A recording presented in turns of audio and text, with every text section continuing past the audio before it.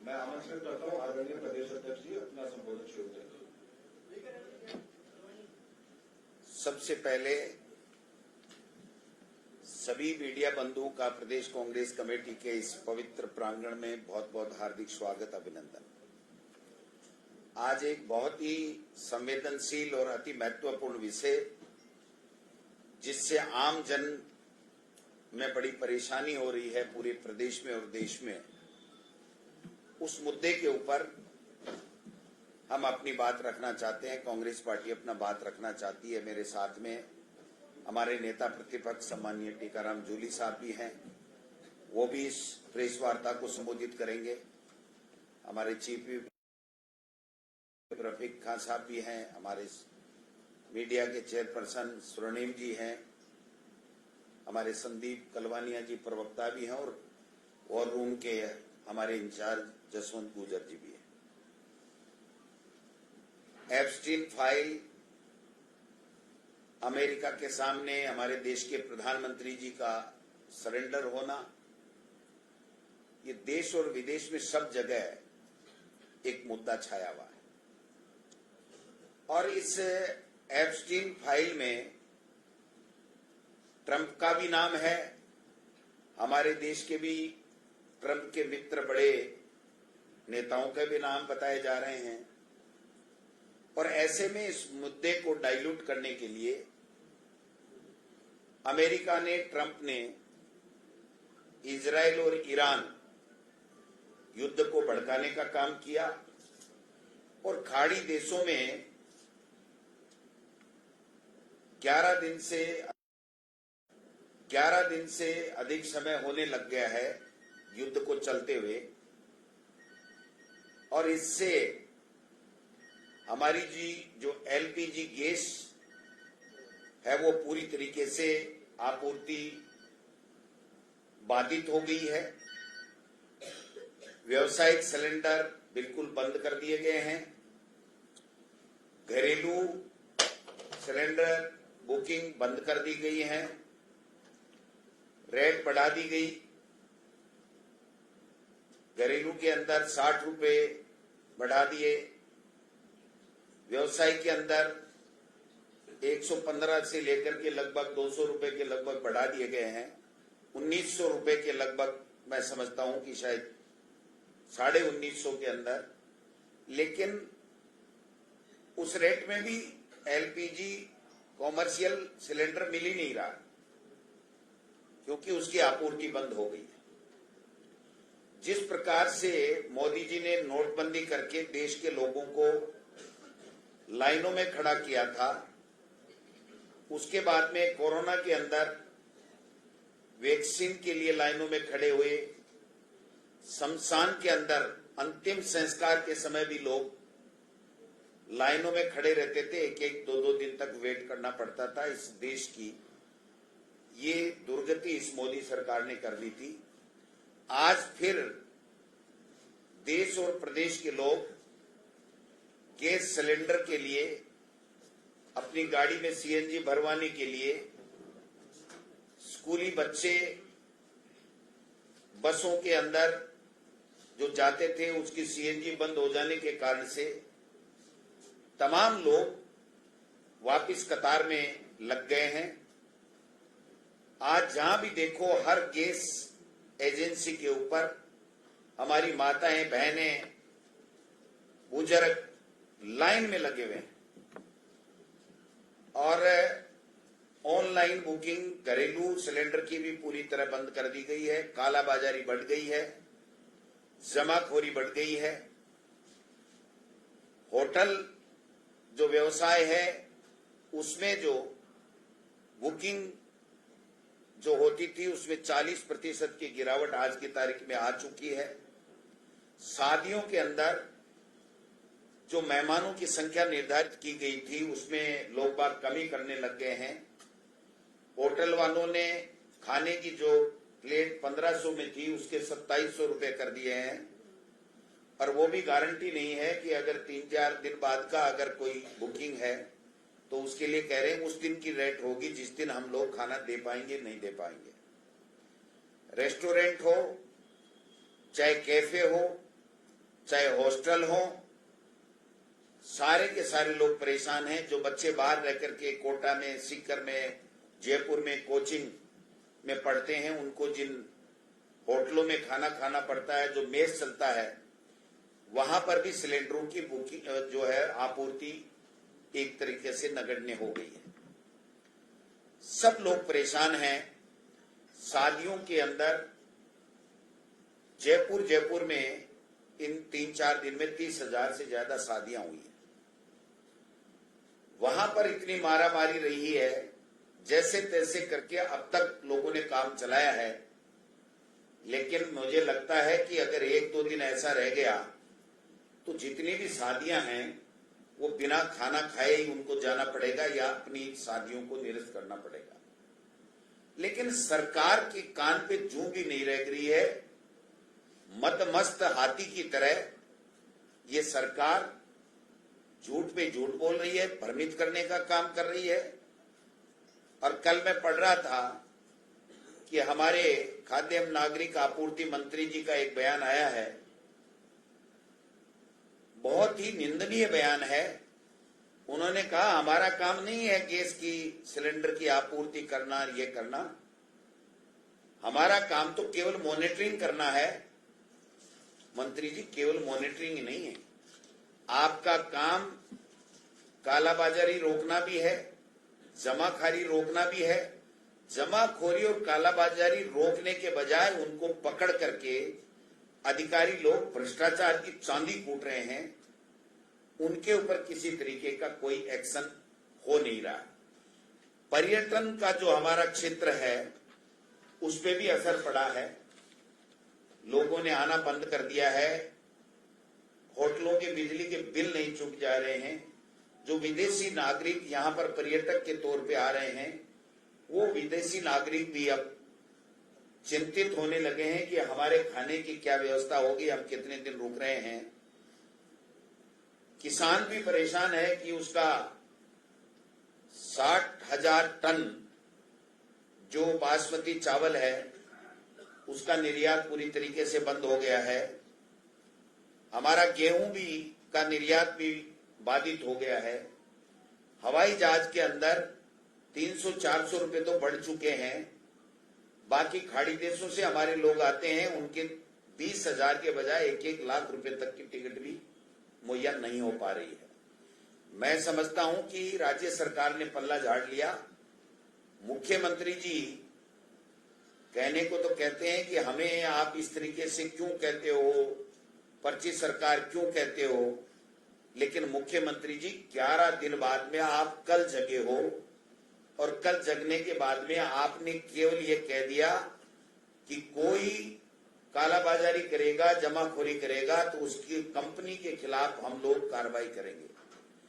आपको चाहिए ये था कि डबल इंजन की सरकार है, आप ये संदेश मीडिया के माध्यम से पूरे प्रदेश के लोगों को ये देते कि मैं देश के प्रधानमंत्री जी से बात कर रहा हूं और एप्स्टीन फाइल के जो आरोपी हैं, एप्स्टीन के मित्र पुरी जी, उनसे बात करूंगा और मैं आपको गैस की आपूर्ति राजस्थान में कैसे सुनिश्चित हो उसकी बात करूंगा। वो बात एक शब्द भी नहीं बोला। यानी डबल इंजन की सरकार केवल भाषण देने और भ्रमित करने के लिए है। देश के प्रधानमंत्री जी जैसे कोरोना काल में 15 दिन तक ट्विटर से गायब हुए थे, वैसे इस मुद्दे के ऊपर भी सदन से गायब हैं, संसद से गायब हैं और एक बात भी ये लोग बात कह नहीं रहे हैं।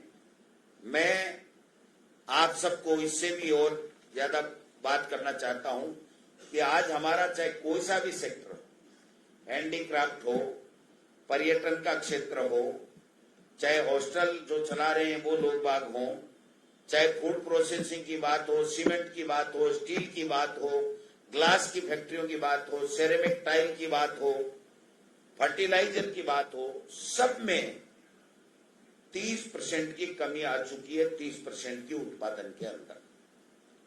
और आने वाले दिनों के अंदर पूरे के पूरे उद्योग बंद हो जाएंगे। आप देख सकते हैं कि एक वो है, कौन सी है, 3000 बोरोसिल का प्लांट बंद हो गया, 3000 कर्मचारी बेरोजगार हो गए, घर भेज दिया गया। अब पेट्रोल और डीजल की भी स्थिति बहुत विकट होने वाली है। रिफाइनरी हमारी पूरी हो चुकी है, लेकिन देश के प्रधानमंत्री जी इनको समय नहीं दे रहे हैं कि मैं पहले पर्चियों की अदला बदली करूंगा और उसके बाद में रिफाइनरी को चालू करूंगा। अब आप इस पर्ची पे करो, अगली पर्ची पे करो, दूसरी पे करो, हमें प्रदेश के लोगों को इस बात से क्या लेना देना। हमारी रिफाइनरी अगर बन करके तैयार है तो हमें तेल के लिए उस रिफाइनरी को तुरंत प्रभाव से चालू क्यों नहीं किया जा रहा। एक इस संकट के अंदर जो बेरोजगार हो गए हैं उनके लिए इनको कोई पैकेज देना चाहिए। जो जिनकी शादियां हैं उनके लिए तुरंत प्रभाव से गैस उपलब्ध करानी चाहिए, व्यावसायिक सिलेंडर उपलब्ध कराना चाहिए। और इस समय में जिनका व्यापार प्रभावित हुआ है उनके बिजली के बिल भी माफ करने चाहिए, अन्य जो सरकारी टैक्स है वो भी माफ करना चाहिए। उसके ऊपर भी अभी तक 11 दिन हो गए देश के प्रधानमंत्री जी और हमारे सीएम साहब नहीं बने। एक बड़ा काम और हो गया इस गैस सिलेंडरों की किल्लत के कारण से कि मुख्यमंत्री जी ने कल परसों अपने भाषण में कहा था कि कोटा के अंदर एयरपोर्ट चालू हो रहा है, बिड़ला जी के लिए हम लोग गरम गरम कचौरी ले जाएंगे और गरम गरम कचौरी खिलाएंगे। ये काम भी हमारा बहुत बड़ा राजस्थान का होने वाला है। अब वो कचौरी वाले से मेरी बात हुई, वो कह रहा है साहब सिलेंडर ही नहीं है, कहां से गरम कचौरी दूंगा, ये तो नहीं तो सीएम का काम होगा, न बिड़ला जी को खाने के लिए गरम गरम कचौरी मिलेगी। तो आप देखिए कि एक मुख्यमंत्री अगर अपने भाषण में बिड़ला जी को कचौरी ले जाने के लिए इतना बड़ा विकास कर रहा है, इतना बड़ा काम कर रहा है, वो काम भी प्रभावित हो गया और मुख्यमंत्री जी चिंतित नहीं हो रहे हैं कि बिड़ला जी नाराज हो जाएंगे तो क्या होगा। जैसे एप्स्टीन केस में ट्रंप नाराज हो जाए तो मोदी जी का क्या होगा, वो ट्रंप ने बता दिया। तो कहीं ऐसा तो नहीं है कि जैसे मोदी जी ट्रंप से डरते हैं वैसे आप बिड़ला जी से मुख्यमंत्री जी डरते हो। नहीं तो एक मुख्यमंत्री जी को कचौरी के लिए वहां कोटा में हजारों लाखों रुपए खर्च करके प्रोग्राम करने की जरूरत नहीं थी कि कचौरी ले जाने के लिए हम ये काम जल्दी से जल्दी करेंगे। मैं समझता हूं कि सरकार पूरी तरीके से विफल है, आम जनजीवन प्रभावित हो गया है, लोग परेशान हैं। गैस सिलेंडर के लिए आए दिन पुलिस को मशक्कत करनी पड़ रही है, जमाखोरी बढ़ रही है, अधिकारी भ्रष्टाचार की चांदी कूट रहे हैं और राजस्थान में पूरी तरीके से कोहराम मचा हुआ है कि अब क्या होगा, हमारे कोई सुनने वाला है कि नहीं। ऐसे में अगर कान में रुई डाल करके सरकार बैठी है तो हमारे विपक्ष का धर्म बनता है कि हम इस संकट के समय सरकार को चेताने का काम भी करें, सरकार जो जनता सरकार के गलत नीति के कारण से प्रताड़ित है उनको संबल देने का काम करें। हमने सरकार की इस विफलता को ऊपर जिला कांग्रेस कमेटियों को निर्देश दिए हैं कि कल और परसों कुछ ने आज किया है, हम लोग धरना प्रदर्शन और सरकार का पुतला दहन का कार्यक्रम भी कर रहे हैं।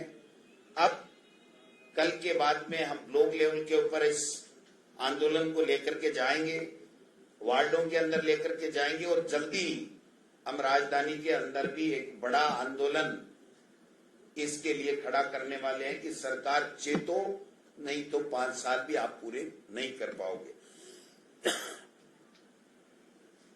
जो बड़े बड़े उद्योग चला रहे हैं वो भी एक तरीके से पूरी तरीके से इकाइयों को उन्होंने मिनिमाइज कर दिया है उत्पादन।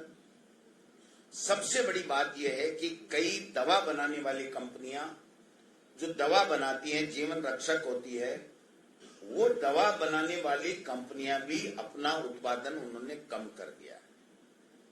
वायरल का सीजन है, अगर दवाई नहीं मिली, गैस नहीं मिली तो फिर क्या होने वाला है आप समझ सकते हैं। तो ये बात आपके माध्यम से हम और जूली साहब आपसे करने के लिए आए हैं। आप लोग बहुत अच्छे से, प्रिंट मीडिया हो, इलेक्ट्रॉनिक मीडिया हो, चाहे सोशल मीडिया हो, अब वो पहले वाली बात नहीं रही। अब तो खुल करके आप जनता की आवाज जो भी आपको मिलती है वो आप लोग उठाते हो। और राजस्थान का मीडिया तो हमेशा जो जनता के मुद्दे होते हैं उनको बड़ी प्रमुखता और प्रखरता के साथ में उठाता है, सरकारों को घेरने का काम करता है। अभी राजस्थान की विधानसभा का सत्र पूरा हुआ है, आपने देखा होगा 10 तारीख तक। टीकाराम जूली जी के नेतृत्व में हमारे सभी विधायकों ने, हमने सरकार को पूरा आईना दिखाने का काम किया है। लेकिन आपने देखा होगा कि एक शब्द भी किसी मंत्री ने किसी प्रश्न के ऊपर, किसी मुद्दे पर, किसी स्थगन पे, किसी ध्यानाकर्षण पे एक का भी सही जवाब ये नहीं दे पाए। ये केवल और केवल एक बात ढूंढ रहे हैं कि जो बोलने वाले लोग हैं उनके खिलाफ कोई झूठा प्रपंच रच करके, कोई मुकदमे बना करके केवल जनता को भ्रमित करे और उनको डराने के धमकाने का काम करे। जो मोदी जी और अमित शाह जी और दिल्ली की सरकारें करती हैं उसी पैटर्न के ऊपर ये चलने की कोशिश कर रहे हैं। हम चेतावनी देना चाहते हैं, आप जनता के चुने हुए लोग हो, जनता ने बहुत आशा और अपेक्षा के साथ में आपकी सरकार बनाई है। आप जनता परेशान नहीं हो, जनता की जो तकलीफ है उसके ऊपर काम करने का काम करो, ना कि गोविंद डोटासरा, टीकाराम जूली या दूसरे किसी लोगों की आवाज दबाने का, षड्यंत्र रचने का काम करो। ये काम आपका नहीं है। आप जनता के ट्रस्टी हैं, राजस्थान के ट्रस्टी हैं, आप मालिक नहीं हैं। आपने देखा होगा कि किस प्रकार से लोकसभा के अंदर जो हमारे इंडिया गठबंधन के साथियों ने जो सरकार की बखियां उधेड़ी हैं कि किस प्रकार से आप लोकसभा का दुरुपयोग कर रहे हो। हमने राजस्थान की विधानसभा का इनको दुरुपयोग नहीं करने दिया, इसलिए इनकी बड़ी तकलीफ हो रही है। लेकिन आज भी हम कहना चाहते हैं, सदन हो चाहे सड़क हो, हम लड़ेंगे, भिड़ेंगे, जनता के साथ में अन्याय अत्याचार नहीं होने देंगे। जनता के दुख दर्द में हम लोग उसकी भागीदार बन करके हमारी भूमिका जो बाबा साहब ने हमें संविधान में दी है, हमारी पार्टी की विचारधारा ने दी है, हमारे नेता राहुल गांधी जी और खड़गे साहब ने हमें दी है, उसको हम आगे बढ़ाने का काम करेंगे। मैं चाहता हूं कि पहले जूली साहब अपनी बात करें, फिर अगर कोई आपके प्रश्न हो तो हम लोग करेंगे। आदरणीय टीकाराम जूली साहब आगे।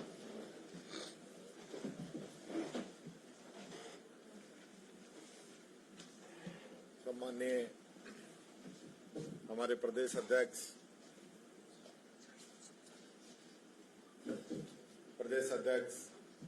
गोविंद सिंह जी डोटासरा साहब, हमारे सचेतक रफीक खान जी, स्वर्णिम जी, हमारे जसवंत जी, हमारे कलवानिया जी, यहाँ उपस्थित हमारे सभी पत्रकार बंधुओं, जैसा कि आप सब लोगों को विदित है और माननीय अध्यक्ष जी ने बहुत ही विस्तार से आपको सारी बातें मीटिंग ली थी और मीटिंग लेके कहा कि कहीं कोई दिक्कत नहीं है।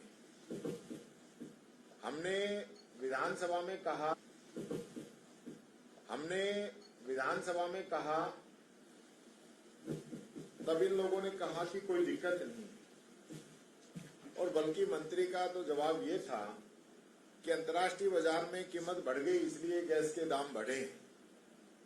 जब मैंने कहा कि जब उज्ज्वला का सिलेंडर हम लोगों ने 500 रुपए में दिया था, उस समय देश के अंदर सिलेंडर की कीमत 850 रुपए थी।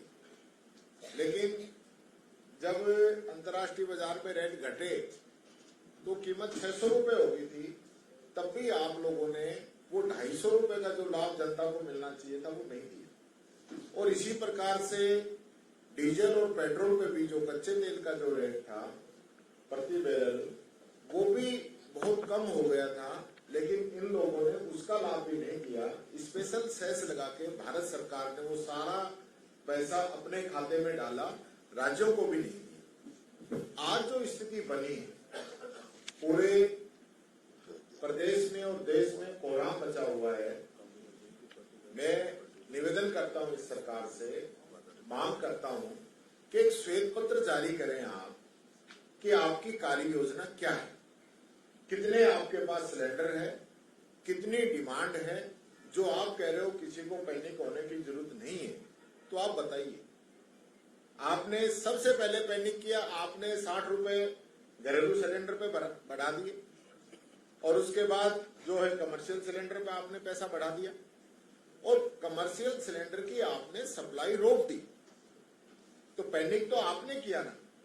और कमर्शियल सिलेंडर नहीं मिलने से ढाबे हैं, रेस्टोरेंट हैं, होटल हैं, कई इंडस्ट्री हैं, चाहे वो कपड़ा इंडस्ट्री हो, मेडिकल की इंडस्ट्री हो, चाहे वो आपकी सिरेमिक इंडस्ट्री हो, बहुत सी ऐसी इंडस्ट्रियां हैं जो बंद होने के कगार पे आ गई।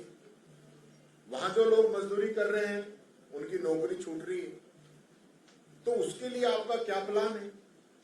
और ये हमारे वाले अब ये कह रहे हैं कि भैया तो भारत सरकार का काम है, तो फिर डबल इंजन कब काम आएगा? आप तो कह रहे हो ना हमारी डबल इंजन की सरकार है, तो आज राजस्थान को जरूरत है तो फिर वो दूसरा इंजन कब काम आएगा? आज राजस्थान की मदद उस इंजन को करनी चाहिए ना। क्या मोदी जी अब सिगड़ी युग की वापस शुरुआत करना चाहेंगे या चाहते हैं?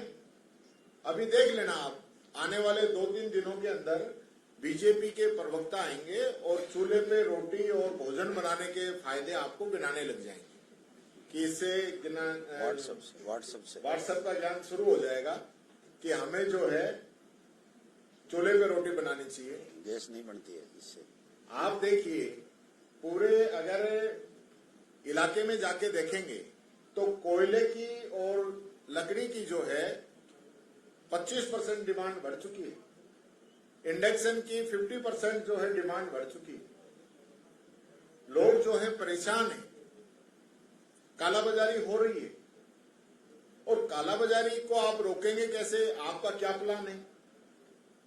आपको बताना चाहिए। लेकिन आप इन सब बातों पे आपका कोई मतलब नहीं है, क्योंकि जब कोविड आया तो आप पीछे हट गए थे, आपने ताली और थाली बजवाई और स्थिति ये हो गई थी कि देश के लोगों को डेड बॉडी जो है गंगा के अंदर बहानी पड़ी। राजस्थान के अंदर इंजेक्शन की किल्लत आई। मैं याद करना चाहूंगा हमारी सरकार को कि गहलोत जी ने स्पेशल प्लेन भेज के इंजेक्शन मंगवाए थे हमारे लिए। हमारी ऑक्सीजन की सप्लाई भिवाड़ी और अलवर में जो ऑक्सीजन बनती थी वो ऑक्सीजन दिल्ली, गुजरात, हरियाणा में दी गई और हमें उड़ीसा, बंगाल से ऑक्सीजन मंगवानी पड़ी। ऐसी स्थिति इन लोगों ने पैदा कर दी थी। और जब नोटबंदी हुई, लोग कतारों में खड़े खड़े मर गए, इनके कोई चिंता नहीं हुई। तो क्या सरकार सिर्फ मजे लेने के लिए है क्या? सरकार की जिम्मेदारी सुख में और दुख में जनता का ध्यान रखने की नहीं है क्या? जब मुसीबत आए तो फिर आप रवाना हो जाओ, चुप हो जाओ, कोई जवाब ही मत दो।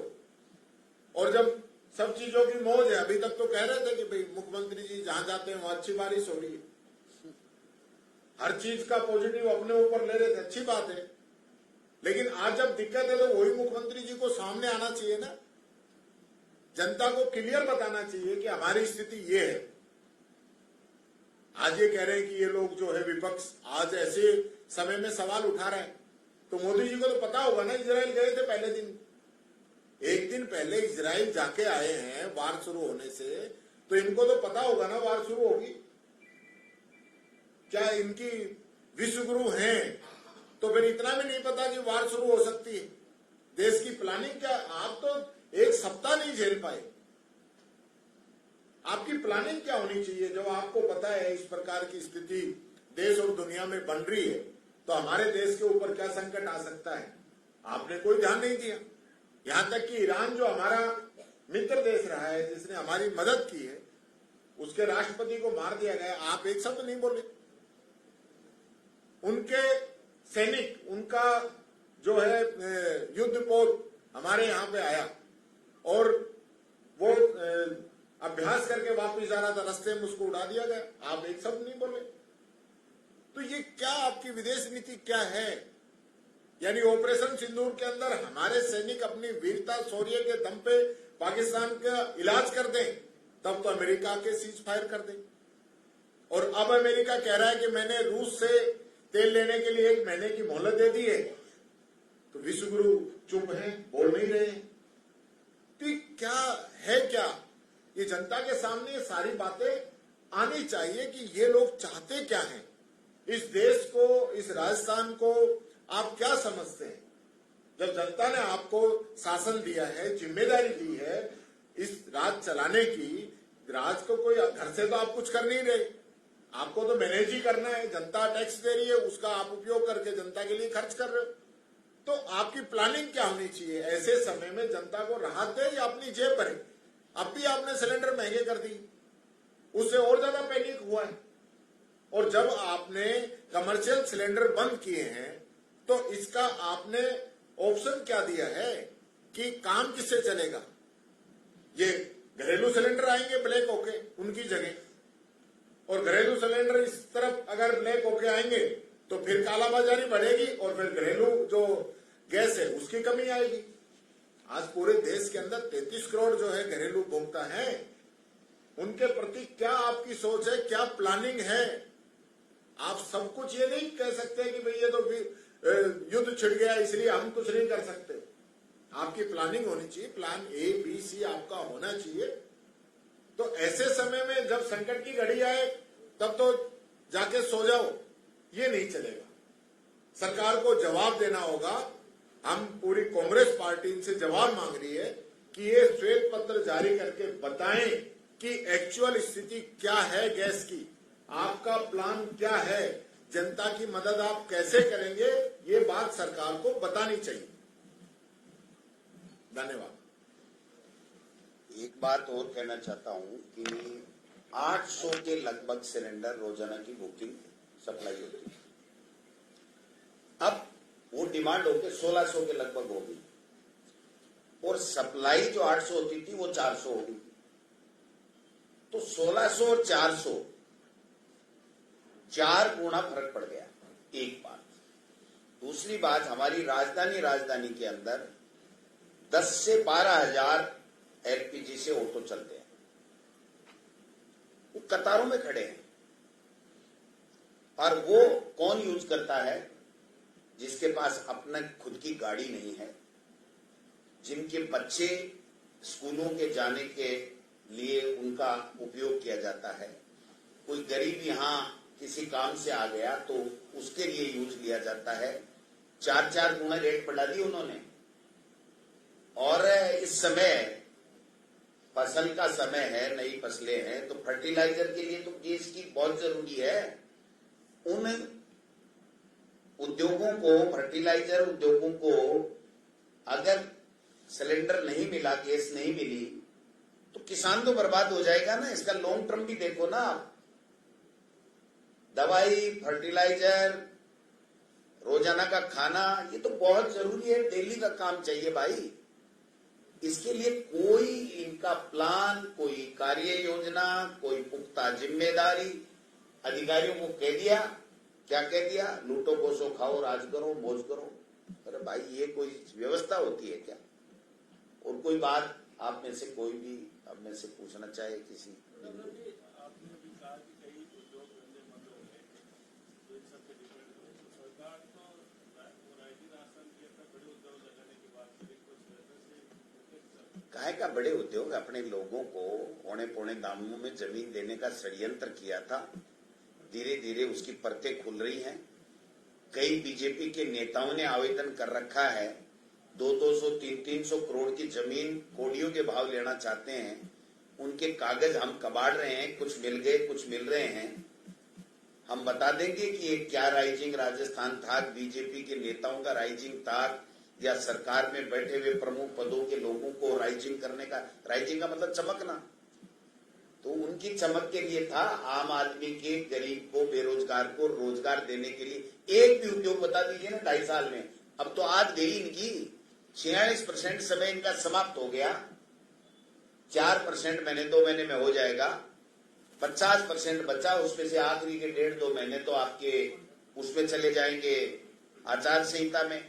बीच में 4-6 महीने अगर हाई कोर्ट ने डंडा कर दिया इनके, तो पंचायत चुनाव और नगर निकाय के चुनाव में चले जाएंगे। कोऑपरेटिव के चुनाव की तो अभी बात ही नहीं कर रहे हैं, कॉलेजों की यूनिवर्सिटी के चुनाव की तो बात ही नहीं कर रहे हैं।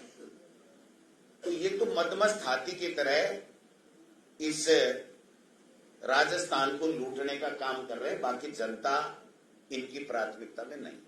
कांग्रेस की अगर सरकार होती और यही समस्या होता तो कांग्रेस कौन सा कदम उठाती? हमने कोरोना में करके दिखाया कि चाहे कुछ भी करना पड़े, जो एक तो ये कालाबाजारी नहीं होने देते, जो नुकसान हो रहा है, जो रेट बढ़ रही है, वो हमारे सरकार के पैसे से देते, और हम लोग चाहे हमें कुछ भी जाकर के दिल्ली में धरना देना पड़े सरकार के सामने, लेकिन गैस की सप्लाई को बंद नहीं होने देते। ये काम करना चाहिए ना। दुपट्टा लगा के मुख्यमंत्री जी को तो रवाना हो जाना चाहिए था। झूठे ही सही, नहीं मिले तो भी कह देते मिल के आया हूं, जल्दी गैस आ रही है। कुछ तो करते, कम से कम दिखना तो चाहिए, दिख ही नहीं रहे। वैसे तो रोज आते हैं। गैस सिलेंडर की वजह से अन्नपूर्णा रसोई भी बंद होने के कारण है। वो तो पहले से ही बंद है, फर्जी कूपन कट रहे हैं भाई, वो तो फर्जी कूपन कट रहे हैं। वो जो जिसके ठेका है ना वो मजे मार रहा है, बाकी कुछ नहीं है उसमें, तो वो तो खत्म हो गई। आपने देखा होगा, मंत्री मुख्यमंत्री हम सब जाते थे, खाना खाते थे, आप में से कईयों ने खाया है। अब कोई खा रहा है क्या वहां खाना? कोई वो कूपन काट के शाम को भर देते हैं कि 2000 लोगों ने खाना खा लिया, 200 ने खा लिया, 400 ने खा लिया। खाना पक्का ही नहीं तो खा कहां से लिया? एक भी अन्नपूर्णा रसोई जो हमारी इंदिरा रसोई थी, उसमें अगर सिलेंडर मिल जाए तो बता देना, चेक कर लेना 1-2 को है।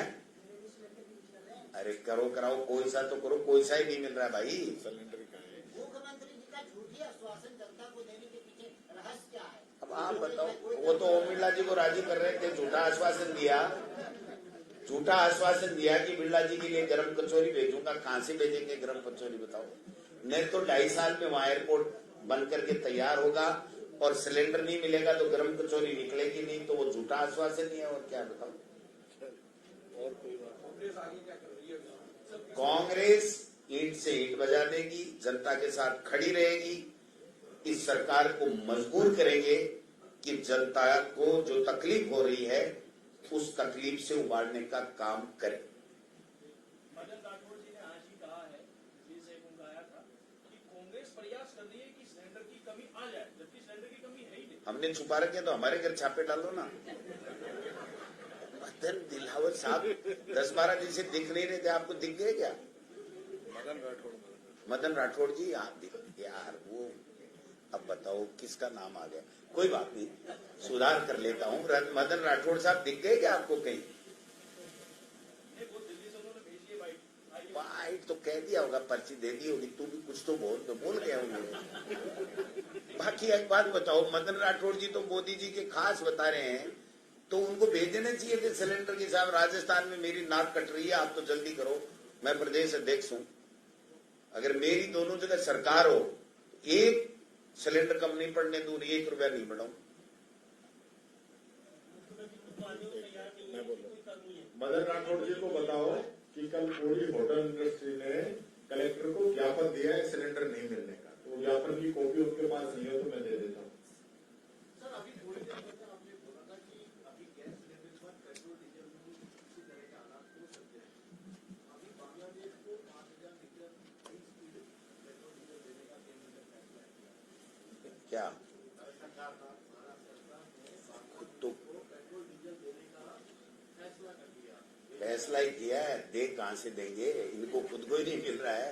ये तो फैसले तो रोजाना करते हैं, फैसलों में झूठ बोलने में तो माहिर हैं दोनों डबल इंजन।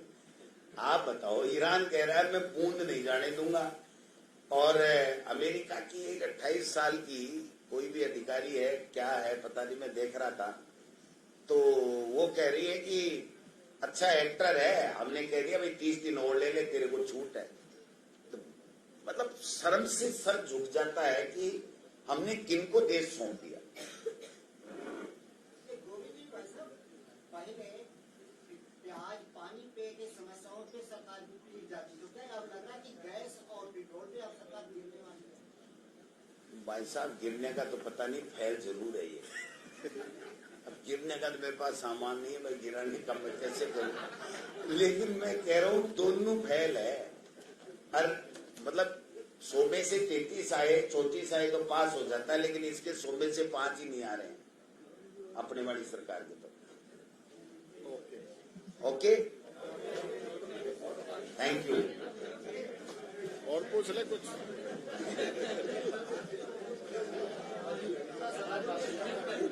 चाय पानी पकड़ा भाई।